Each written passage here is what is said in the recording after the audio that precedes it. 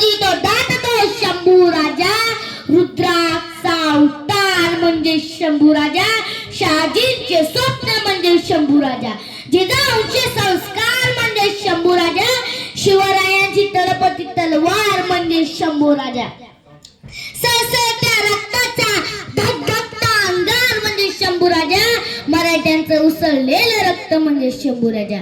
यावरून तुम्हाला माझा विषय नक्कीच समजला असेल. नमस्कार, मी प्रणित विला दोंडे, इयत्ता 4थी, जिल्हा परिषद शाळा कसर नंबर 1 चा विद्यार्थी. आपल्या समोर विषय मांडतो छत्रपती संभाजी महाराज. हो, छत्रपती संभाजी महाराज. आजूबाजूला जी सह्याद्रीची उंची वाढली कवगाच नाही, त्या सह्याद्रीच्या पायशी कित्येक जणांनी स्वतःला गाळून घेतले. या सह्याद्रीच्या कुशीत जन्मले ते छत्रपती संभाजी महाराज.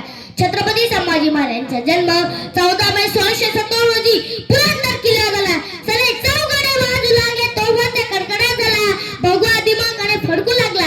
सह्याद्री आकाशाचे उन्हे दिल्लीकडे ताट नजरेने बघू लागले. अवघा दख्खन मंगलम झाला. आजूबाजूला एकच गर्जना गुंजली, अरे माझा राजा जन्मला, अरे माझा शंभू जन्मला, माझा शंभू राजा जन्मला. प्रसाद होनी भवानी आईचा पुरंदरी, जणू प्रचंड दुर्ग जन्मला. दऱ्यांमधून सप्तसागरामधून घोष शंभू शंभू येऊ लागला. छावा शिवबाचा छावा जन्मला, शिवबाचा छावा जन्मला. शेर कभी बिकते नहीं कुत्तों के बाजार में, शेर कभी बिकते नहीं कुत्तों के बाजार में, और बिकने वाले कभी टिकते नहीं छत्रपती संभाजी महाराज के दरबार में. तुम्ही कधी जगाच्या इतिहासाकडे मागे वळून पहा. कित्येक राजे झाले, महाराजे झाले, बादशाह झाले, पण याच्यामध्ये एक गोष्ट मात्र समोर होती. ज्या राजाकडे बौद्धिक सामर्थ्य जास्त होतं त्या राजाकडे शारीरिक सामर्थ्य कमी होतं. ज्या राजाकडे शारीरिक सामर्थ्य जास्त होतं त्या राजाकडे बौद्धिक सामर्थ्य कमी होतं. जगाच्या पाठीवर एकमेव राजा ज्याच्याकडे शारीरिक सामर्थ्य होतच होतं, पण त्याच्या कित्येक पटीने बौद्धिक सामर्थ्य होतं, आणि त्या राजाचे नाव म्हणजे शिवपुत्र संभाजी महाराज.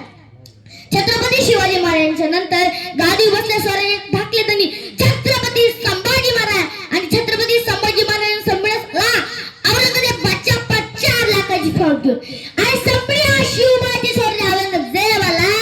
सांग संभाजी, कशी टक्कर देणार तू या वादळाला?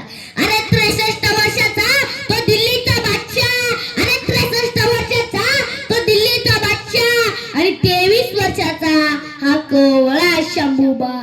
3 लाख घोडेस्वार, 2 लाख पायदळी तुडून आले महाराष्ट्र जवळ. 1 लाख सेवक त्याचे खजिना 33 कोटीचा, विकत घेण्यास आले कणा मराठी मातीचा.